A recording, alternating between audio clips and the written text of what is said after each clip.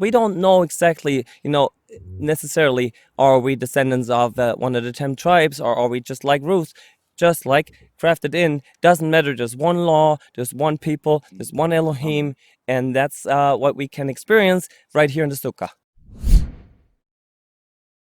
Shalom, this is Nehemia Gordon, and I'm coming to you today from northern Jerusalem, where there is an encampment of people who have come on the pilgrimage to Jerusalem for the Feast of Sukkot.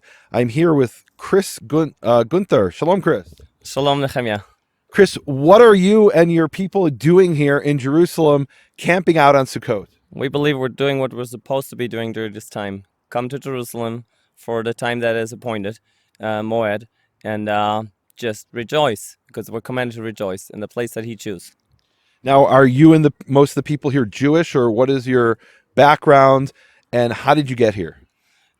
Most of us can't prove that we've got any Jewish inheritance, but we feel in our hearts this is what we ought to do, because we're following a rabbi by the name of Yeshua that taught us to obey the Torah, and Torah says to come here 3 times a year. So that's what we're doing.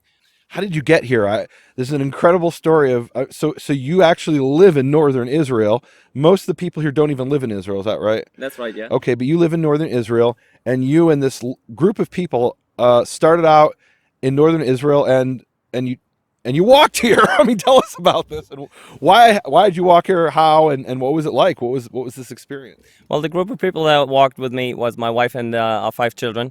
And after doing that last year from Zichron Yaakov, we thought we can, which is like, we walked 2 weeks last year. And this year we only walked 1 week from Shechem. And Shechem is the place where the ancestors, like the northern tribes of Israel, said, it's too much to go to Jerusalem, and everybody to his own tents. What part do we have in David? So that's already rejecting the future Mashiach, the future Messiah, right off the bat. Okay. And we thought that needs to be made clear, that Yeshua came to kind of free us from this lie, and to repent from this lie and come back and do teshuvah and come back up to Jerusalem, to Yerushalayim. So part of what you're saying, I think, is that you see the 10 tribes of the northern kingdom who rejected the Davidic lineage, that is Rehoboam and his descendants, who rejected the Davidic king. You see them as your ancestors, those 10 tribes, right? Is that right? That is absolutely correct. Correct. That's right. That's what we see. We have the promise even was made to Moshe from Elohim: if you obey this law that I give to you. And he gave us a choice right there in Shechem, where we started walking, to choose between the blessings on the Mount of Blessing and the curses. And he says, if you choose the blessings, I will bless you in the land. If not, I will scatter you among all the nations. But even from there, I will gather you back. And that's exactly where Yeshua sent his disciples, to gather them back from all the corners of the world. And of course, he's gathering sheep, lost sheep. That's what he said he came for, the lost sheep of the house of Israel. And there's people like Ruth that have no relationship. There was this one lady that said, like, can you heal my daughter? And he said, no, it's not good to give the bread for the children to the dogs. So he called the nations dogs. But to every good sheepfold, what does the shepherd rely on? A good shepherd dog. Or if it's a big sheepfold, it's a few dogs. And they've got the sheep heart. They're not the ones that kill the sheep. They're the ones that protect the sheep. In Isaiah 56, it says they even have a higher esteem than sons of daughters. The ones that come and obey Torah and keep Shabbat and adhere to the commandments, they have a higher esteem, because like the dog and the sheepfold, they can keep the sheep together, and they have a relationship to the shepherd, and they have like a sheep identity. And so we don't know exactly, necessarily, are we descendants of one of the 10 tribes, or are we just like Ruth, just like crafted in? Doesn't matter. There's one law, there's one people, there's one Elohim, and that's what we can experience right here in the Sukkah. I love that we're sitting here in a Sukkah in northern Jerusalem, and you're preaching Isaiah 56. You're talking about these people who are coming from all over the world. And how many nations are represented here in your, like, you're German, right? Right, yeah. How many nations are represented in this encampment? Okay, what do we have? Hold on, where are you from? South Africa and Switzerland, and we have Finland, and what do we have? US, and we have Germany more, and we have Poland, and Holland. So you have people from all over the world, and I was in one of the other encampments, and I met a lady from Korea, and just people from all over the world who feel this. They're in a way, I guess, that they're drawn to the God of Israel and to the land of Israel. And tell me about that, because I mean, there's over 1 billion Christians in the world, and they're not here. So what sets you apart that made you want to come here to Jerusalem? And I mean, this is really, I mean, we're going to do a walk around later and you'll show me some of the things here, but they're in tents here, and we're in this actual sukkah here, more of a traditional style sukkah. And you have this very basic conditions of showers and bathrooms. What made you want to come here and do that? You're saying it right. We're intense. And we make a joke. It is intense. It is intense. Does that joke work in German? I don't know, but anyways, what brings us here is exactly what's written in Ezekiel 36, 27, where it says, I, Elohim speaking, I will make you walk in my statutes and my ordinances again. And he says it's not for your name's sake, it's for my name's sake, he says. So he does this. He brings us back home. He puts this desire on our heart. He's written it on our heart, Torah. And it's like, if we don't do it, we starve. Like we need to be here. We come here. We feel like people might have come here, like me and my wife during Sukkot in 2001, shortly after 9/11, and we have, put our feet on this ground. And I turned to her. We'd just been married for a day, and I turned to her. I said, like, for literally one day. One day, literally, we got married during Sukkot. Oh wow! So they closed the airport in Tel Aviv. No planes could go, and we were like on our way to our honeymoon, and they said, no, you can't go.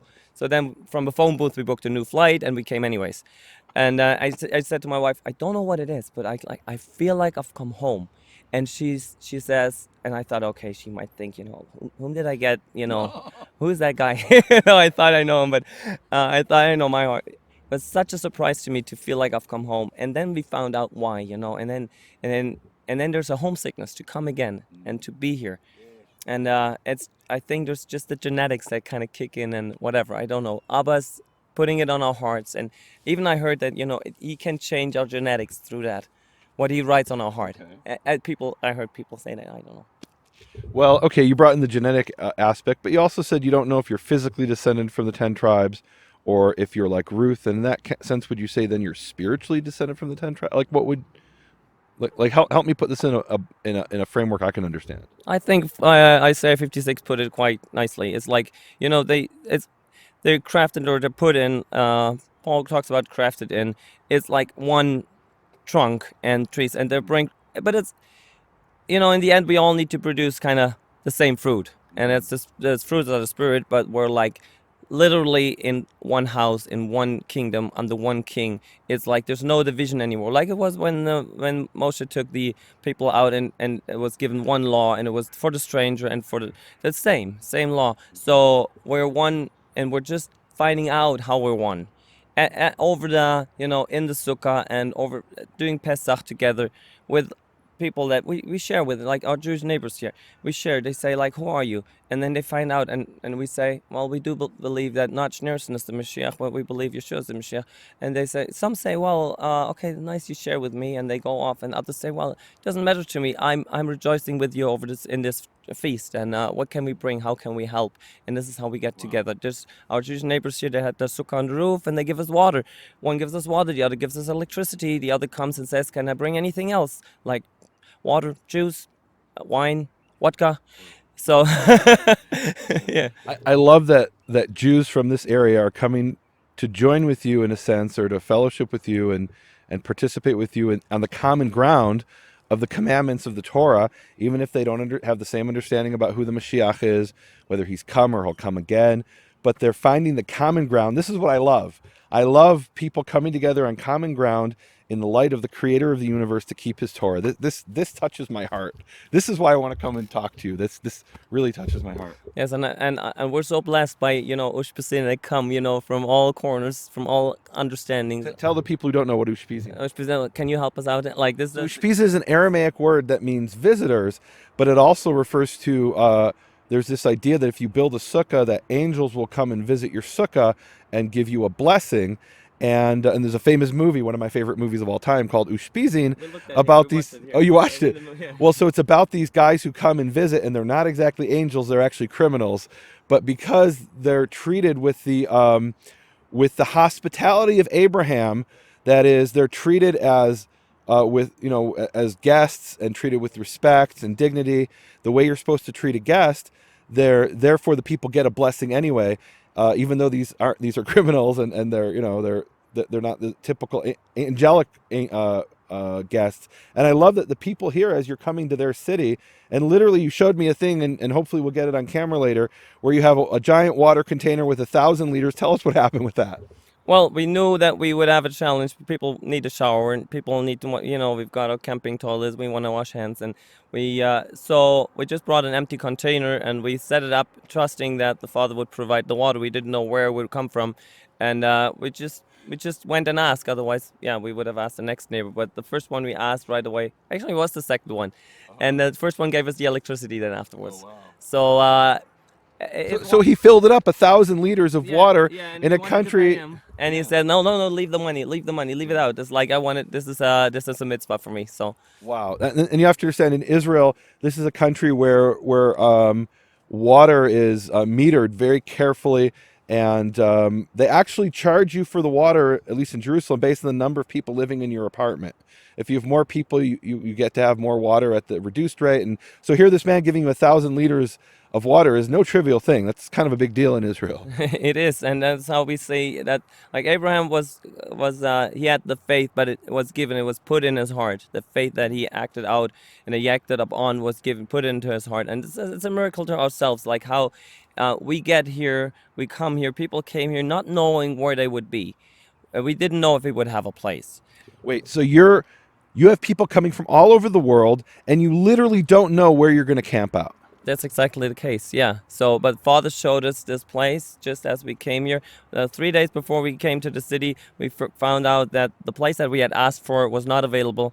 And so we were hanging in there, and it's like, okay, we saw this place last Pesach, and it worked for our family, so we scouted a little more, and then we knew people from the last years, and we did it in a public place in Gan Atzmaut in the midst of Jerusalem. So now we're actually spreading out we're having 2 camps right now. It's like we're one, but it appears as 2. So there's room to grow, and we want to see if there's an open door for Pesach. This coming Pesach to come here again. Wow, this is incredible. You mentioned about being grafted in, and I've shared in the past, there's an interpretation of in Genesis, one of the blessings to Abraham, it says, "V'nivrechu becha kol mishpachot ha'adama," and in you will be blessed all the nations of the land. And one of the rabbinical interpretations of that verb, "v'nivrechu," is that it means to graft in. And that actually comes from, there's an image there where they would take one branch and attach it to another branch at an angle, and it formed a knee, something that looks like a knee. And the word barach, blessing, also can mean knee. It actually literally means knee. And this is a fact that in the Hebrew of the Second Temple period, to livarech or lahavrich meant to graft in. And so this interpretation was, in you will be blessed all the nations of the earth, could also possibly mean, or it was at least interpreted to mean, and in you will be grafted in all the nations of the earth. So to me, this is incredible that I'm here seeing people from all over the world as a fulfillment of this prophecy to Abraham, and we're sitting here in a tent like Abraham's tent with this hospitality of Abraham all around us. This is such an incredible thing to me. This is prophecy being literally true and literally fulfilled. Yeah, and that's such a blessing to us too, and it's only the beginnings. And you're talking about the knee. It reminds me of a friend that helped us build our sukkah last year, and he always says, we need to stay flexible as his people. He's always saying God's people are moving people, and he says we need to stay flexible, especially in the knees, which means like we need to get on our knees at times and pray. So. Yeah, I'm working on my flexibility, but I've definitely got on my knees. All right. So you're here in this camp. How many people are here approximately? Oh, we stopped doing head counts, really. It's enough to know that there's many nations, and that's exactly what is prophesied in Zechariah. People from all nations would come, and those that come, it will reign over them. Those that won't come in the future, when Mashiach reigns, won't have reign. Can you read us that verse? You have a Bible here. Oh, I think some of the people aren't familiar with it. Is this your German Bible? Yeah, well, it can Okay, read it in German, or maybe if you can translate on the fly into English, that would be great. Yeah, we'll try that. Okay, Zechariah. Maybe someone can help me out with the English, but and it will be Wait, what verse are you reading? 16. I read as Zechariah 14:16. 14:16. Yes, and it will be that all those that have remained from all the nations that came against Jerusalem, year after year, they'll come up to pray, to praise the King, the Jehovah Tzevaot, and to celebrate the Feast of Sukkot. And then it goes on in 17, and those that won't come up to do this, to praise, to pray to this King, there will be no rain. Guys, I'm sitting here I'm getting emotional. I'm sitting here with a German man who 70 years ago, the German people came to destroy the Jews. And it says here about those they came against Jerusalem, then instead of coming to destroy God's people, they are going to come up to Jerusalem for Sukkot. And here I am with the man. I mean, guys, this is literally true. This is prophecy. So, Chris, can people come and join you in future years and camp out here and participate with you in this? Well, absolutely. If we're happy for everyone that comes and joins, that is of the understanding that this is what Abba wants him to do, and he's prepared to do what Abba calls him to do, and he's leading us on a back to simple, and he wants to prepare us for times ahead. So this is a great boot camp, and it's a great opportunity to get together, get to know each other, get to trust each other, and get to your limits and beyond. So how can people find out more about this if they want to contact you? What's the website? Where can they learn more about this? There's a website called www.campephraim.org, and there's email register at campephraim.org. So there's a way to get in contact. And we found out 3 days. We found out when we came here that this is a place where we can be, and we hope we'll be here again. Mm-hmm. So be prepared for for the cloud to move to take up and move again, and be prepared for Father to provide. Guys, if you decide to come here, I think this really is stepping out on faith, because this man is walking from Shem and doesn't know where he's going to arrive, if he's going to even be allowed to stay here, how long he's going to be allowed to stay here. So this is really a stepping out on faith experience. You're not going to have the 5-star hotel. I don't even know if it's considered a 1-star hotel. This is you camping out. 1,000-star hotel. 1,000-star hotel. And the Creator said to Abraham that your descendants would be as the sand of the sea and the stars for a multitude. And they are now camping out under those stars, the people who call themselves Ephraim in this camp, and you could contact them. And wow, that's incredible opportunity, guys. And who knows how long this opportunity will be there. And you actually told me that you're going to be doing this over Passover as well, not just Sukkot. That's right. Passover and Sukkot were here, and Shavuot possibly too. But yes, we're in the city. Amazing. Can we meet your wife and children? Anke, Yeladim, Yochanan, Yaya, are you here? Do you come quickly? David. What is your name? David. Does he speak Hebrew? Uh-huh. David?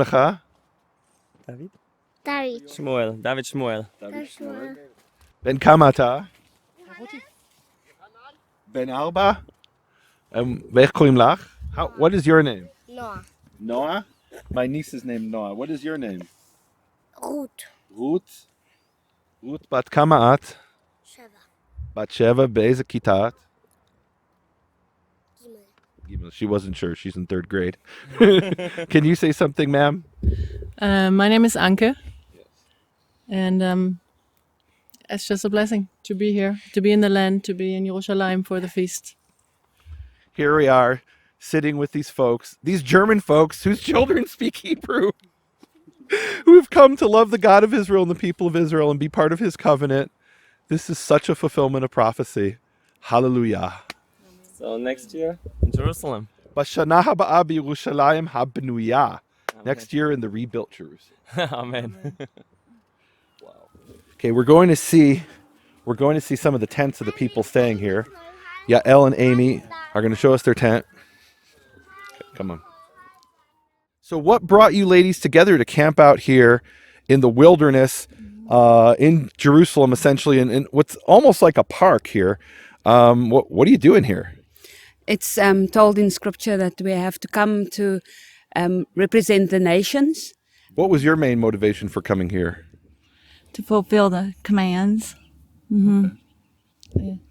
Just to, Because your mom told you to. oh, well, we're just blessed to be here in the place where Yehovah put his name.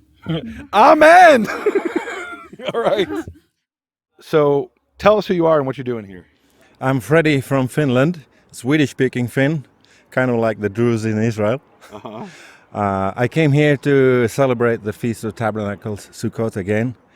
I did it the first time in 1992, and I've done it almost every year since. I missed a few. And have you been in a tent every year, or is this a new thing for you? Or? I bumped into Chris and the gang in the center of Jerusalem 2 years ago, and I felt like, whoa, what is this? And it was good. Wow. And here you are. Show us your tent. Who cares about five-star hotels when we got millions? This is my luxury inn. I can have this tent on my own, and they provided it for me. I didn't know where to come. I didn't know the location. I didn't know hardly anything, but I just felt it's like a DNA. It's like a blood pumping that I need to get back to Jerusalem. I feel more home here than back home, honestly. Wow. So, can we stand here and get like a pan shot of like, we're here in the middle of the city essentially, next to a major road, and we have houses back here. This is an Arab neighborhood. This is a Jewish neighborhood on our left, and this is sort of like a park in the city, a pretty big park, and they've just set up camp here. It's incredible, just incredible. It's wonderful. I thought a year ago that this was once in a lifetime experience, but it seems to be more. Twice in a lifetime. At least. May it be every year in the rebuilt Jerusalem. Yes. I feel at home here. It happens without fail that when I turn off the recorder, then people say the best stuff.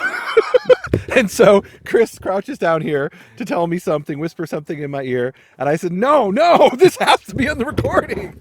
Chris, what were you saying? Okay. Well, there was a place that the father had called us to come before, and that's to Shiloh, and people refused to come. And then there's this story where this one man comes with Penina and Hannah. What was his name?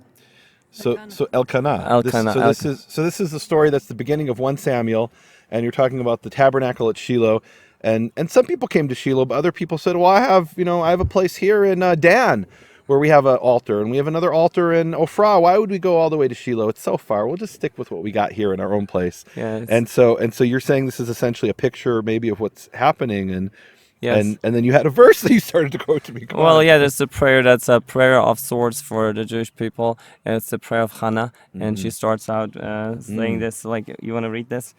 So this is a T-shirt someone made, and this T-shirt, hold it up, has the verse of Hannah's prayer, and she says, "Rechav pi aloi vai, widen my mouth against my enemy, ki samachti bishuatecha, for I have rejoiced in your salvation. Yehovah meimitu michayeh, Yehovah, the one who makes dead and makes alive, who brings to life. Morid Sheol vayal, he brings down to Sheol and he brings back up." So this is death and resurrection. V'yiten oz lemalko, and he will give oz, might, to his king. Vayarem Keren Mishicho, and he will raise up the horn of his anointed one, of his Mashiach. It's right there in 1 Samuel, and that's the prayer that Hannah prayed at Shiloh. And Eli saw her praying this, and he thought she was drunk because she was moving her lips, but he couldn't hear any sound from her mouth, and so she was... Coming out of this was Shmuel, though Samuel. Samuel, who then anointed... No, yeah, wait. I'm jumping the gun. We're getting too excited here. Samuel said, should I really do what the people ask me to do? And what does Yehovah Elohim answer him? He says, they have not rejected you. They have rejected me as their king. So it's all about this rejection, the people rejecting the king. And this is exactly in the continuation. Then it's the promise that the kingdom would not be taken from David. Mm-hmm. And then our forefathers said, no, we do have no part in David. So then the Mashiach, then somebody came, the one that he says, he comes to them first. Mm-hmm. A light has shined in the dark. And then, before he came, even before there came an angel to Miriam, and he said, the one that will be born will be king. He is from king of the house of David forever. And there was this one instance when the kingdom was split. Bear with me. Yeah. When the kingdom was split, it was one of the descendants of David that knew exactly about the prophecy that the kingship would not fail, the crown would not fail to continue within the house of David. Mm-hmm. It was his grandson, I believe, Aviah was his name. Mm-hmm. Aviah Shiloni. Okay, so he, with 400,000 men, he opposed the first king of the north, Jeroboam, with 800,000 people, and he would tell him, Halolahem ladat, should you not know that the kingdom is been given to King David, the house of David, forever? Mm-hmm. So he knew about that, and then and it's forever, and that's exactly the promise that was made by the angel to Miriam, and then the king was born, and then the rest is just playing out now before our eyes. But Hannah prayed a prayer that was instrumental in this, and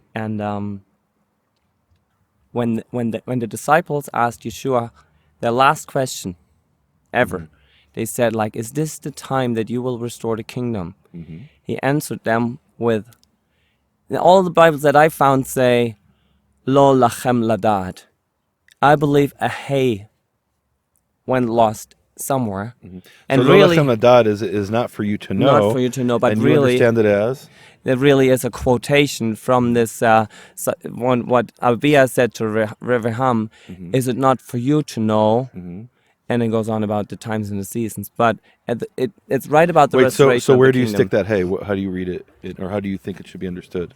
I think what Yeshua... Halo lechem ladat? Yes. As a question. So that's what we call the interrogative hay, the hay she'ela. Okay. Halo lechem ladat, do you not know, essentially? Yes. Should you not know what you're asking for? Should you not know better that this can't be the time of restoration? Because the time of restoration will not be during Shavuot. It will be during Sukkot. Wow. Well, so, the part that excites me about this and that I connect with is Hannah prayed this prayer, and she's saying, I rejoice in your salvation, and speaking about his Messiah's horn, that is the symbol of might, is the Messiah. Also, it's the horn that he anoints with oil. It was a horn filled with oil they'd pour on the man's head. And the first one he did it to was Saul, and to Shaul, and then God chose another. He chose David. After his own heart. And it was Shmuel, the son of that woman who was praying there, who came and poured the oil over David's head, and it was his line that forever would be chosen. And I think here's the common ground for me that we have. We are both looking forward to that Messiah who will come and reign here on earth, gather in the exiles of all 12 tribes, bring peace to the world, and we will live forever beating our swords into plowshares and just forever in peace under his reign. Amen. There's someone that wants to steal that away, and he's going to be like Absalom. It could have been him. Now he's preaching. Come on. He could have been him, but he couldn't because he tried to do it by force. And it says about Absalom that he stole the hearts of the Israelites. And he really made a conspiracy, and he took 200 people with him to crown him king. And then when it happened, King David fled And he took the Ark of the Covenant with him, but then he sent 2 priests back, and the 2 priests, I believe, represent the 2 witnesses that has been talked about in the scripture and the presence there. In the book of Revelation. Yes, Okay, but he fled to a place called Machanaim. The 2 camps. Exactly. Yeah. And that's the place actually where Esau invited his brother Jacob to come. And what did Jacob say? Yeah. He said, "I will come in my time." Did he ever do that? I think he Not did yet. it. He did it, but there's a prophecy about that. So he fled to that place. I think there's a prophetic. There's a Well, prophetic. I haven't heard that connection. That's yeah. interesting. So, yeah, and as David was fleeing this, and it's interesting. So we have this usurper Avshalom, who steals the heart of the people. And how does he do it? They come with their court cases to him for years, and he tells them not the truth, but what they want to hear. Exactly, and he And says, he wins like, them over with that. He says like what he says is, if I was king, I would give ear to you, but you go to the king and he doesn't hear, he doesn't have no ear for you. And this is exactly, it's like a prophetic uttering there. He says it about a situation that happened later when Rehaviam, the son of Shlomo, was king, and that's exactly what's written there. He didn't give ear to the people, so then they decided to depart. And there's also another precursor to that. When David came back after he fled, it was the northern tribes that received him first. And then they say, like, what part do we have in David? That's the thing. That's where it occurred first. Okay. Yeah, because they... So this is when he comes back from Avshalom. You're saying it was the 10 tribes who accepted him first. Yeah. And I'm guessing you're taking this as a prophetic picture of the 10 tribes as you understand them accepting David's descendant first. No, I didn't even look at that, but you're right. That's my Karaite Midrash. Okay. Didn't even look at this. Yeah. All right. Well, this was great. Thank you so much. You have been listening to Hebrew Voices with Nehemia Gordon. Thank you for supporting Nehemia's Makor Hebrew Foundation. Learn more at nehemiaswall.com.